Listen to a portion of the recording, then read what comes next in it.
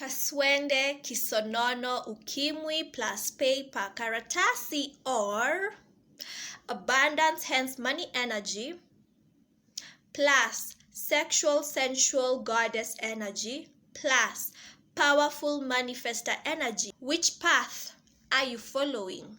Let's look at what has been happening, and I will do this in a series. Sexual liberation is eliminating sexual shame, sexual guilt, sexual fear, and sexual wounding. Hookup culture is swinging that pendulum from sexual suppression to hookup culture. Religion has done a perfect work in suppressing sexuality, especially female sexuality. And because of that, they make sex into a forbidden fruit packed with shame, guilt, fear.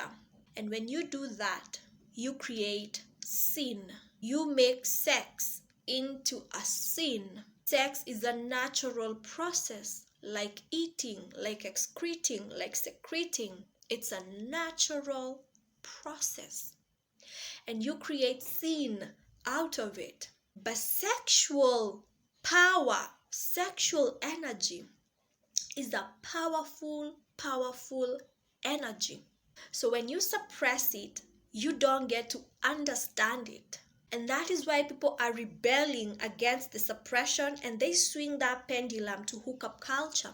But they are not dealing with the sexual guilt, the sexual shame, the sexual fear, the sexual wounding that comes from what religion has done, which is making sex into a sin, a shameful act filled with guilt and fear. So people are not dealing with all these things in between. They are moving from sexual suppression and rebelling to hookup culture. Now, when you add some paper, then you have people forgetting themselves and going for paper. Now, let's talk about these sexual diseases. Sexual diseases are you manifesting your sexual shame, sexual fear, sexual guilt into the physical realm, meaning you get to carry your sexual guilt, sexual shame, sexual fear, sexual wounding in the physical realm as sexual diseases. That's the number one effect of hookup culture. But also sexual suppression. So you have to learn how to eliminate these emotions, the negative ones, the dense ones. Because as I've said, sexual energy is a powerful energy. And if you have sexual guilt, fear, and shame around it, you're going to manifest things that you won't love nor like. So I hear people saying, oh, let's go back to suppressing sexuality, especially female sexuality, because when women are suppressed sexually, then we won't have all these things that are happening, without remembering this is the birth of what we are having right now. People learn the past so as not to repeat what has happened in the past.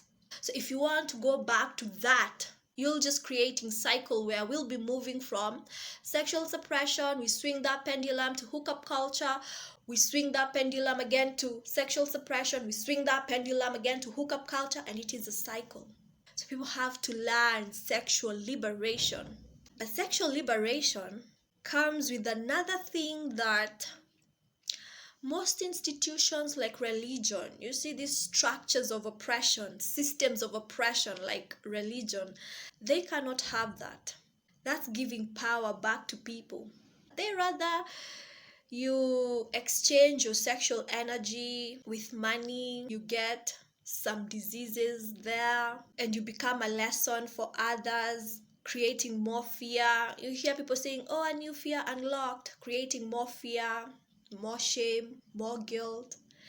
And that continues to manifest horrible circumstances, creating more fear, guilt, shame, and it's a cycle. And then maybe people decide, oh, let's go back to suppression. They start suppressing. But then because it's a natural process and it's a potent energy, they cannot stand it. They're like, oh, I am starving. And then they find themselves in the same cycle. They rather tell you half truths, which is, oh, if you do this, you'll get sexual diseases, so let's suppress. Let me do a part 2 where I tell you the powers of sexual energy. I'm a self-love alchemist. I help you transform self-hatred to self-love.